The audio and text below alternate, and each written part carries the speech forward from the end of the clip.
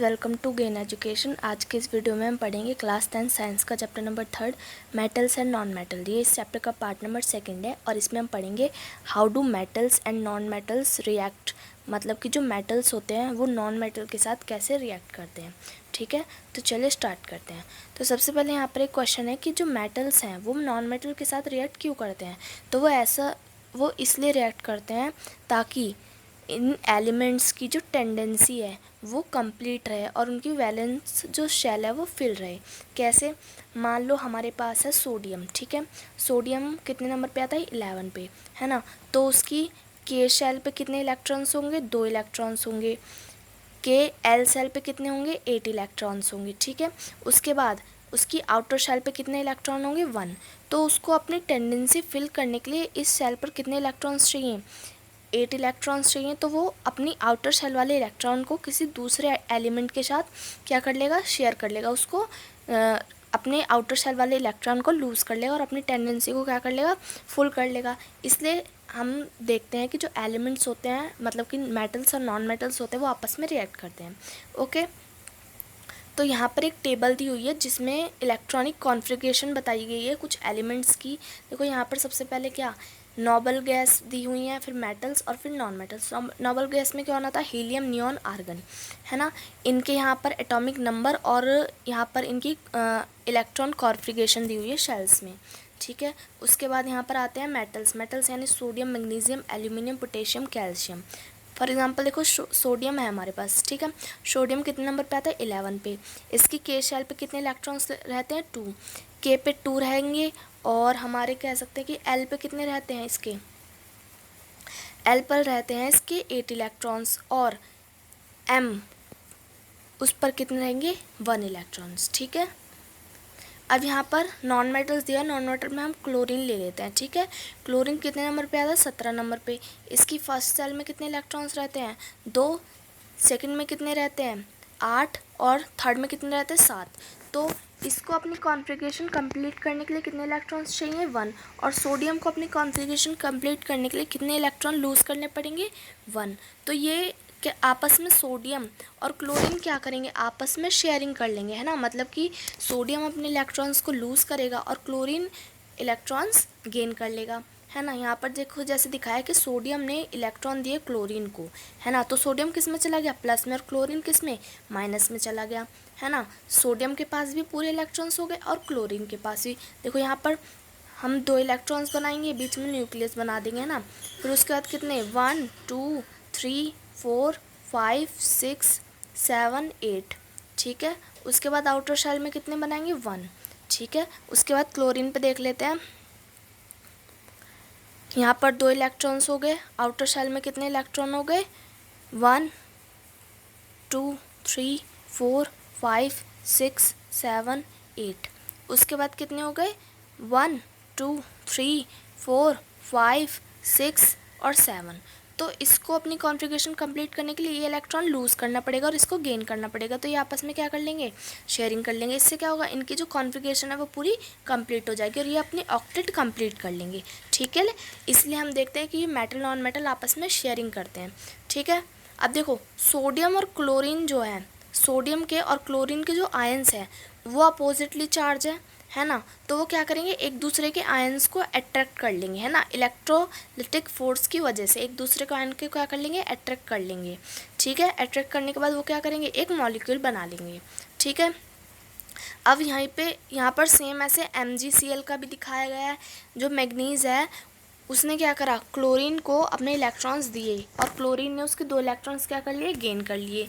ठीक है, इसमें क्या हुआ कि जो नॉन मेटल्स हैं उन्होंने मेटल के साथ इलेक्ट्रॉन की ट्रांसफॉर्मेशन करी और उससे क्या बनाया? एक आयनिक कंपाउंड बनाया जिसको हम क्या कहते हैं? इलेक्ट्रोवेलेंट कंपाउंड भी कहते हैं।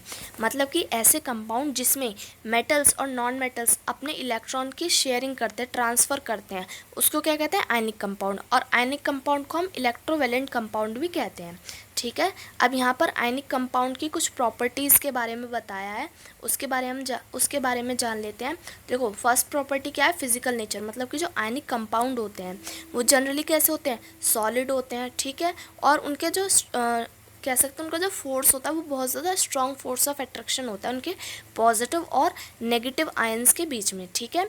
ये क्या है, बहुत ज़्यादा स्ट्रॉन्ग होते हैं, बहुत ज़्यादा सॉलिड होते हैं, और इनको हम अगर हम इन्हें तोड़ना चाहते हैं तो हमें बहुत ज़्यादा हाई प्रेशर अप्लाई करना पड़ेगा, ठीक है। सेकंड आ जाता है इनका मेल्टिंग और बॉइलिंग पॉइंट, ठीक है। तो जो आयनिक कंपाउंड होते हैं उनके बीच में अगर स्ट्रॉन्ग फोर्स ऑफ अट्रैक्शन है तो जाहिर सी बात है कि इनका जो मेल्टिंग पॉइंट होगा और बॉइलिंग पॉइंट होगा वो बहुत ज़्यादा कैसा होगा, हाई होगा, ठीक है। इनको ब्रेक डाउन करने के लिए बहुत ज़्यादा कंसिडरेबल एनर्जी की ज़रूरत होगी इनके फोर्स ऑफ अट्रैक्शन को ब्रेक डाउन करने के लिए, ठीक है।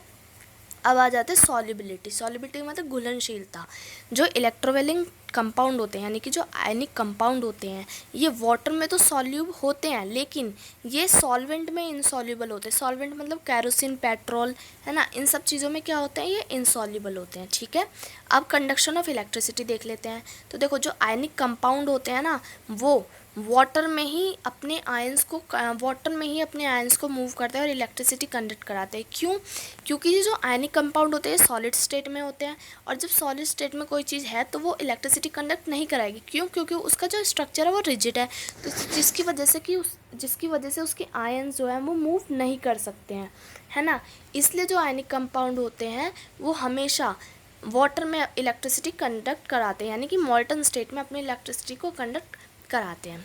अब आ जाता है अक्रेंस ऑफ मेटल, मतलब कि जो मेटल्स होते हैं उनको हम कैसे अकर करते हैं, कैसे पाते हैं, ठीक है। तो देखो द एलिमेंट और कंपाउंड, मतलब जो एलिमेंट और कंपाउंड अर्थ क्रस्ट पर नेचुरली पाए जाते हैं उनको हम क्या कहते हैं, मिनरल्स कहते हैं, ठीक है। मतलब ऐसे एलिमेंट या कंपाउंड जो कि हमारी अर्थ की क्रस्ट पर यानी ज़मीन पर नेचुरली पाए जाते हैं उनको हम मिनरल्स बोलते हैं, ठीक है। और कभी कभी ये मिनरल्स एक जगह पे बहुत ज़्यादा मात्रा में पाए जाते हैं, है ना। ये अपने एक पर्टिकुलर मेटल में होते हैं या फिर जब हम इनको एक्सट्रैक्ट करते हैं तो ये प्रॉफिटेबल साबित होते हैं, उनको हम क्या कहते हैं, ओर्स बोलते हैं, ठीक है। अब हम इनको एक्सट्रैक्ट कैसे करते हैं, तो देखो यहाँ पर दिया हुआ है टॉपिक एक्सट्रैक्शन ऑफ मेटल, है ना। तो देखो जो हमने देखा था कि कुछ मेटल अर्थ क्रस्ट पर पाए जाते हैं फ्री स्टेट में, कुछ पाए जाते हैं कंपाउंड की फॉर्म में, है ना। तो ऐसा क्यों होता है, हमने एक्टिविटी सीरीज़ देखी थी, मतलब कि रिएक्टिविटी सीरीज़, उसी को हम एक्टिविटी सीरीज़ भी कहते हैं। उसमें हमने देखा था कुछ फ्री स्टेट में पाए जाते हैं, कुछ कंपाउंड की स्टेट्स में पाए जाते हैं। ऐसा क्यों होता है, क्योंकि देखो जो हमने ये हमारी रिएक्टिविटी सीरीज़ है, एक्टिविटी सीरीज़, इसमें क्या ऊपर कुछ एलिमेंट्स है जो हाई रिएक्टिव है, मिडल में कुछ एलिमेंट है जो मिडल रिएक्टिव है, और सबसे नीचे जो एलिमेंट है वो पूरे लो रिएक्टिव है। तो जो सबसे अबव में एलिमेंट पाए जाएंगे जो हाई रिएक्टिव होंगे वो कभी भी फ्री स्टेट में नहीं पाए जाते। क्यों? क्योंकि वो हाई रिएक्टिव होते हैं। मिडल में जो पाए जाते हैं वो फ्री स्टेट में भी पाए जाते हैं और कंपाउंड स्टेट में भी पाए जाते हैं। लेकिन जो लो एलिमेंट्स होते हैं जो लो रिएक्टिविटी सीरीज़ में सबसे लो में पाए जाते हैं वो क्या लो रिएक्टिव होते हैं, वो हमेशा फ्री स्टेट में पाए जाते हैं, ठीक है। For example sodium, potassium, calcium, magnesium, aluminium, ये हमेशा कंपाउंड स्टेट में पाए जाते हैं। जिंक, आयरन, लेड, कॉपर, ये हमेशा कह सकते हैं कंपाउंड फॉर्म में भी रहते हैं और फ्री फॉर्म में भी रहते हैं। गोल्ड और सिल्वर ये हमेशा फ्री फॉर्म में पाए जाते हैं अर्थ क्रस्ट पे, ठीक है। अब इन अलग अलग मेटल्स को हम अलग अलग तरीके से क्या करते हैं, एक्सट्रैक्ट करते हैं। तो देखो यहाँ पर सबसे पहले दिया है ओर्स। ओर्स में क्या होता है, हाई रिएक्टिव, मीडियम रिएक्टिव और लो रिएक्टिव। तो जो हाई रिएक्टिव एलिमेंट्स होते हैं उनको हम इलेक्ट्रोलाइसिस की मदद से एक्सट्रैक्ट करते हैं। जो मीडियम रिएक्टिव होते हैं उसमें दो टाइप के ओर्स होते हैं, कार्बोनेट ओर्स और सल्फाइड ओर। कार्बोनेट ओर को हम कैल्सिनेशन की मदद से एक्सट्रैक्ट करते हैं और सल्फाइड ओर को रोस्टिंग की मदद से। अब देखो जब ये कैल्सिनेशन और रोस्टिंग की प्रोसेस हो जाती है उसके बाद हम इनकी ऑक्सीडेशन करते हैं, फिर रिडक्शन करते हैं, उसके बाद हमें प्योर मेटल मिलता है, ठीक है। अब आ जाते हैं लो रिएक्टिव एलिमेंट्स पे। लो रिएक्टिव एलिमेंट्स में सल्फाइड ओर्स पाए जाते हैं। सल्फाइड ओर की हम क्या करते हैं, रोस्टिंग करते हैं, उसके बाद उन मेटल की रिफाइनिंग करते हैं, उसके बाद हमें क्या मिलता है, प्योर मेटल मिलता है, ठीक है। अब देखो यहाँ पर एक और चीज़ बताई गई है कि हमारी अर्थ क्रस्ट पर जो मेटल्स पाए जाते हैं उनके अंदर बहुत सारी इम्प्योरिटीज़ होती है, जैसे सॉइल्ड सैंड, इनको हम क्या कहते हैं, गैंग्यू कहते हैं, ठीक है। ये इम्प्योरिटीज़ को हम मेटल को एक्सट्रैक्ट करने के बाद क्या करते हैं, कह सकते हैं इन इम्प्योरिटीज़ को, मेटल को एक्सट्रैक्ट करने के बाद हम क्या करते हैं, रिफ़ाइन करते हैं ना। इसी को हम जो गेंगे होता है उसको कह सकते हैं कि साफ़ करने के लिए हम अलग अलग कह सकते हैं प्रोसेस का यूज़ करते हैं उस मेटल की केमिकल प्रॉपर्टी और फिज़िकल प्रॉपर्टी के बिहाफ पे, ठीक है। तो उन प्रोसेस को देखते हैं। तो देखो, जो लो रिएक्टिव में एलिमेंट्स पाए जाते हैं उनकी एक्सट्रैक्शन कैसे करते हैं हम? उनकी एक्सट्रैक्शन करते हैं उनको हीट देकर। फॉर एग्जांपल सिनेबार ले लेते हैं। सिनेबार क्या होता है? HgCS, है ना। HgCS यानी मर्क्यूरी की ओर को हम सिनेबार कहते हैं। मर्क्यूरिक सल्फाइड, उसको हम सिनेबार कहते हैं। उसको कैसे हम क्या एक्सट्रैक्ट करते हैं और उसके इम्प्योरिटीज़ को कैसे साफ़ करते हैं? उसको हम क्या करते हैं? हीट देते हैं in the presence of oxygen. Heat दी तो वो मर्क्यूरिक ऑक्साइड में और सल्फर ऑक्साइड में चेंज हो गया। अब उस मर्क्यूरिक ऑक्साइड को हमने फर्दर हीट दी तो वो मर्क्यूरी और ऑक्सीजन क्या हो गया? अलग हो गया। इसी तरीके से हम क्या कॉपर सल्फाइड, है ना। कॉपर सल्फाइड को भी हम क्या देते हैं? हीट देते हैं। बिल्कुल मर्क्यूरिक सल्फाइड की तरह ही इसकी भी प्रोसेस होती है। हीट देने के बाद ये कॉपर ऑक्साइड में चेंज हुआ, उसके बाद हमने इसको फर्दर हीट करा तो ये क्या कॉपर में चेंज हो गया, ठीक है। अब आ जाते हैं metal in middle activity series, मतलब कि मिडल एक्टिविटी सीरीज के जो मेटल होते हैं उनको हम कैसे अट्रैक्ट करते हैं। तो देखो, हमने पढ़ा था उसमें 2 टाइप के एलिमेंट्स होते हैं, सल्फाइड और कार्बोनेट, है ना। तो सल्फाइड ओर को हम कैसे कन्वर्ट करते हैं ऑक्साइड ओर में? उसको हीट करके इन द एक्सेस एयर, है ना। एयर के प्रेजेंस में सल्फाइड ओर को हम हीट करते हैं। उसके बाद हमें क्या मिल जाती है? प्योर मेटल मिल जाते हैं, ठीक है। और इस प्रोसेस को क्या कहते हैं? रोस्टिंग। अब जो कार्बोनेट्स ओर होते हैं उनको जब हम ऑक्साइड ओर में कन्वर्ट करते हैं हीट देकर, और लेकिन जो हीट है वो लिमिटेड एयर में दी जाती है, उसको हम क्या कहते हैं? कैल्शिनेशन। एक्सेस एयर यानी रोस्टिंग और लिमिटेड एयर यानी कैल्शिनेशन, ठीक है। अब देखो यहाँ पर जैसे रोस्टिंग दिखाई गई है, जिंक सल्फाइड है हमारे पास, उसको हमने क्या करा? हीट करा इन द प्रेजेंस ऑफ एयर, तो वो क्या जिंक ऑक्साइड और सल्फर ऑक्साइड में चेंज हो गया। अब आते हैं कैल्शिनेशन में। हमारे पास जिंक कार्बोनेट है, उसको हमने हीट करा तो वो क्या जिंक ऑक्साइड और कार्बन डाइऑक्साइड में चेंज हो गया, ठीक है। अब देखो, ये जो जिंक ऑक्साइड है ना, इसको भी हम फर्दर ऑक्साइड कैसे करते हैं? किसका यूज़ करके? कार्बन का यूज़ करके। कार्बन क्या है? एक रिड्यूसिंग एजेंट है जो कि ऑक्सीजन को गेन कर लेता है किसी भी एलिमेंट से, ठीक है। इसमें क्या होता है? डिस्प्लेसमेंट रिएक्शन होती है, मतलब कि जो कार्बन हमारा सिंगल रहता है किसी भी एलिमेंट के ऑक्सीजन को गेन करने के बाद वो कार्बन डाइऑक्साइड बन जाता है और उस एलिमेंट को या मेटल को प्योरीफाई कर देता है, ठीक है। अब देखो यहाँ पर एक और रिएक्शन दिखाई गई है, थर्मिट रिएक्शन। थर्मिट रिएक्शन क्या होती है? इस रिएक्शन में हम आयरन ऑक्साइड को और एल्यूमिनियम को रिएक्ट कराते हैं आपस में, है ना। ये रिएक्शन रेलवे ट्रैक को और क्रैक मशीन पार्ट को जॉइंट करने में भी हेल्प करती है, ठीक है। देखो यहाँ पे दिखाया गया फेरिक ऑक्साइड है ना, उसको हमने एल्यूमिनियम के साथ रिएक्ट करा तो आयरन और aluminium oxide plus heat evolve हुई, ठीक है। अब आ जाते हैं metal towards top on the activity series, मतलब कि एक्टिविटी सीरीज के टॉप में जो मेटल्स होते हैं उनको हम कैसे एक्सट्रैक्ट करते हैं, प्योर करते हैं। तो देखो, जो top of the activity series पे जो एलिमेंट होते हैं उनको हम कार्बन के साथ हीट करके नहीं कह सकते हैं कि प्योरीफाई कर सकते हैं। क्यों? क्योंकि देखो, जैसे सोडियम हो गया हमारा, है ना, जैसे हमारा सोडियम, मैग्नीशियम, कैल्शियम, एल्यूमिनियम, ये सब क्या है? हाई रिएक्टिव एलिमेंट है, ये कार्बन से भी ज़्यादा रिएक्टिव है, तो ये कार्बन के साथ रिएक्ट करके क्या रिफाइन नहीं हो सकते, है ना। क्यों? क्योंकि देखो, ये सब कार्बन से ज़्यादा रिएक्टिव हैं, तो इसलिए हम इन्हें कैसे कह सकते हैं कि प्योरीफाई करेंगे? इलेक्ट्रोलाइटिक रिडक्शन की हेल्प से। वो कैसे करेंगे हम? देखो, हम क्या करेंगे? सोडियम, मैग्नीशियम, कैल्शियम, इन सबको क्या करेंगे? इलेक्ट्रोलाइसिस करेंगे, मतलब इलेक्ट्रिसिटी प्रोवाइड कराएंगे इनको। फिर क्या होगा कि देखो, जो मेटल्स हैं वो तो कैथोड की तरफ चले जाएंगे, मतलब कि नेगेटिवली चार्ज पार्ट इलेक्ट्रोड की तरफ, और जो नॉन मेटल है, जैसे नॉन मेटल किसकी तरफ चले जाएंगे? एनोड, पॉजिटिवली चार्ज इलेक्ट्रोड की तरफ। देखो यहाँ पर एक एग्जांपल दी गई है सोडियम क्लोराइड की, हमने क्या कराई है? इलेक्ट्रोलाइसिस। तो जो सोडियम है वो किसकी तरफ चला गया? कैथोड की तरफ, और जो क्लोरीन है वो किसकी तरफ चला गया? एनोड की तरफ, ठीक है। अब देखो, रिफाइनिंग ऑफ मेटल, मतलब कि जो मेटल्स हैं उनकी रिफाइनिंग कैसे करते हैं? उसकी रिफाइन करते हैं इलेक्ट्रोलाइटिक रिफाइनिंग की हेल्प से। पर देखो यहाँ पर दिखाया गया है कि हमें क्या करना है, एक तरफ जो हमें मेटल प्योरीफाई करना है उसको लेना है, और एक तरफ उसी मेटल की प्योर रॉड को लेना है, ठीक है। इसको क्या कहेंगे? एनोड कहेंगे, और इसको क्या कहेंगे? कैथोड।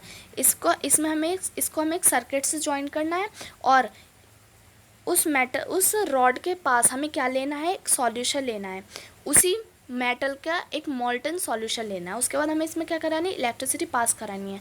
तो इसके जितने भी क्या कह सकते हैं कि मॉलिक्यूल्स होंगे वो इस रॉड के पास चले जाएंगे और इसके जितने मॉलिक्यूल्स होंगे वो इसके पास चले जाएंगे, ठीक है। तो इससे क्या हो जाएगी, ये प्योरीफाई हो जाएगी और जितनी भी इम्प्योरिटीज़ है वो इस सॉल्यूशन में डिजॉल्व हो जाएगी, ठीक है। इसी को हम क्या कहते हैं, इलेक्ट्रोलाइटिक रिफाइनिंग। तो देखो जितनी भी इम्प्योरिटीज सॉल्यूशन में डिजॉल्व हो जाती है उसको हम क्या कहते हैं, एनोड मड कहते हैं, ठीक है। जितनी भी इम्प्योरिटीज सॉल्यूशन में डिजॉल्व हो जाती है उसको हम एनोड मड कहते हैं। अब हमारे पास आ जाता है कोरोजन। कोरोजन क्या होता है, तो देखो हमने चैप्टर फर्स्ट में पढ़ा था कि जब भी कोई मेटल मॉइस्चर, एसिड या वाटर के साथ रिएक्ट करता है ना, उसको हम क्या कहते हैं, उसको हम कहते हैं कोरोजन, ठीक है। और जब भी कोई आयरन, मॉइस्चर, सॉलिड या फिर एसिड के साथ रिएक्ट करता है उसको हम क्या कहते हैं, रस्टिंग, ठीक है। तो यहाँ फर्स्ट दे रखा है सिल्वर आर्टिकल ब्लैक हो जाते हैं कुछ टाइम के बाद जब हम उसको एयर में छोड़ देते हैं ना। जब भी हम एयर में कुछ ही सिल्वर पार्टिकल्स को छोड़ देते हैं वो क्या हो जाता है, ब्लैक हो जाता है। क्यों, क्योंकि वो सल्फर के साथ रिएक्ट कर लेता है और सल्फर सिल्वर सल्फाइड की कोटिंग कर लेता है अपने ऊपर, ठीक है। कॉपर किसके साथ रिएक्ट करता है, कार्बन डाइऑक्साइड के साथ। जब हम उसको एयर में छोड़ देते हैं और क्या बन जाता है, कॉपर कार्बोनेट। फिर उसकी सरफेस कैसे हो जाती है, ब्राउन हो जाती है ना। नहीं, कॉपर की सरफेस पहले कैसे रहती है, ब्राउन, लेकिन जब उसको एयर में छोड़ देते हैं तो वो कार्बन डाइऑक्साइड के साथ रिएक्ट करके ग्रीन कोटिंग कर लेता है और उसको क्या कहते हैं, कॉपर कार्बोनेट, ठीक है। अब देखो जो आयरन है जब हम उसको हवा में छोड़ देते हैं तो वो क्या करता है कि अपने ऊपर एक ब्राउन कलर की लेयर चढ़ा देता है, उसको क्या कहते हैं, रस्टिंग कहते हैं। वो उस पर क्या लग जाती है, जंग लग जाती है ना, उसी को क्या कहते हैं, ये रस्टिंग। अब देखो इस कोरोजन से हम कैसे बचाव कर सकते हैं, मतलब जितने भी मेटल्स होते हैं, हमारे आर्टिकल्स होते हैं, उनको हम कोरोजन से कैसे बचा सकते हैं ना, उसके बारे में हम पढ़ेंगे। तो कोरोजन से बचाव के लिए हमारे पास कुछ कह सकते हैं मेथड्स जैसे painting, oiling, greasing, galvanization, chrome plating, anodizing और एलॉय, है ना। गैल्वेनाइजेशन क्या होता है, गैल्वेनाइजेशन मेथड में हम क्या करते हैं, स्टील या आयरन के आर्टिकल्स को प्रिवेंट करने के लिए कोरोजन से उसके ऊपर क्या, जिंक की लेयर चढ़ा देते हैं, ठीक है। और ये जिंक की लेयर अगर टूट भी जाए तब भी वो कह सकते हैं वो जो हमारा स्टील या आयरन है वो कोरोजन से प्रिवेंट रहेगा, ठीक है। अब देखो एलॉइंग का हम देखते हैं, एलॉइंग क्या है, गुड मेथड है इम्प्रूव करने का किसी भी मेटल की प्रॉपर्टी को, मतलब किसी भी मेटल को कोरोजन से प्रिवेंट करने के लिए एलॉइंग एक सबसे बेस्ट मेथड है ना। एलॉइंग में होता क्या है कि जो हमारे दो या दो से ज़्यादा मेटल और नॉन मेटल आपस में मिक्स हो जाते हैं और एक होमोजीनियस मिक्सचर बना देते हैं, इसी को क्या कहते हैं, एलॉइंग कहते हैं, एलॉय कहते हैं, ठीक है। इसका मेल्टिंग और बॉइलिंग पॉइंट कह सकते हैं कि बहुत ज़्यादा हाई होता है ना, ये रूम टेम्परेचर पे मेल्ट भी नहीं होता। तो एलॉइंग की मदद से हम क्या करते हैं, एलॉइंग की मदद से हम कोरोजन से प्रिवेंशन करते हैं किसी भी मेटल की, ठीक है। अब देखो यहाँ पर डू यू नो में दिया हुआ है, डू यू नो में कि हमारा जो प्योर गोल्ड होता है वो 24 कैरेट का होता है, लेकिन वो बहुत सॉफ्ट होता है, इसलिए हमारे पास जो भी ज्वेलरी है वो 22 कैरेट गोल्ड की होती है, ठीक है। 22 कैरेट गोल्ड से ही हम अपनी कोई भी ज्वेलरी या सामान बनाते हैं, ठीक है। अब देखो यहाँ पर एक और दिया है कि मेटल, मर्क्यूरी जो मेटल होता है, अगर वो किसी भी एलॉय में हम मिक्स कर देते हैं, एलॉय क्या, मेटल या नॉन, दो या दो से ज़्यादा मेटल या नॉन मेटल का मिक्सचर होता है, होमोजेनियस मिक्सचर। तो अगर किसी भी एलॉय में मर्क्यूरी भी प्रेजेंट है तो उस एलॉय को क्या कहेंगे, एमलगम कहेंगे, ठीक है। ये इलेक्ट्रिक कंडक्ट कराता है और इसका मेल्टिंग पॉइंट कैसा होता है, प्योर मेटल से बहुत कम होता है, ठीक है। देखो ब्रास के एलॉय, ब्रास क्या है, कॉपर और जिंक का एलॉय है, ब्रॉन्ज क्या है, कॉपर और टीन का एलॉय है, ठीक है। ये इलेक्ट्रिसिटी की कंडक्ट नहीं कराते हैं, ठीक है, बल्कि अगर कॉपर अकेला होता है तो वो इलेक्ट्रिक सर्किट में काम आता है, ठीक है। तो यहाँ पर इन्हीं सब मेटल्स के बारे में बताया गया है। यहाँ पर हमारा चैप्टर होता है ख़त्म। अगर आपको वीडियो अच्छी लगी तो वीडियो को लाइक करें और चैनल को सब्सक्राइब करें।